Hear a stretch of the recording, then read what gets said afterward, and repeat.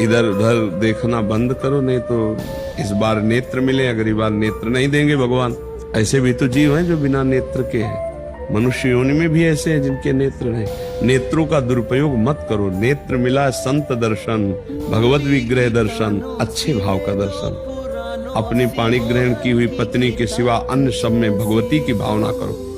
अगर दूसरी माताओं बहनों को काम दृष्टि से देखोगे नष्ट हो जाओगे, सारे पुण्य नष्ट हो जाएंगे, बुद्धि भ्रष्ट हो जाएगी। ये नेत्र ही तो फंसाते। अच्छा क्या देखे, या कुछ देखने लायक हो तो देखे भाई। ये शरीर क्या देखना चाहते हैं? मलमूत्र के भांड है, यहाँ पेशाब भरी है, यहाँ शौच भरा है, ऊपर से चमड़ा से ढका है, वही मलमूत्र के द्वार है। और क्या देख रहे हो? क्या भोग रहे हो? पूरा जीवन हो गया, क्या तुम हाथ में ले पाए? क्या है सुख? सुख को तो जाना ही नहीं। सुख तो सच्चिदानंद भगवान के नाम में, रूप में, लीला में धाम। नेत्र व्याकुल होने चाहिए प्रभु के दर्शन के।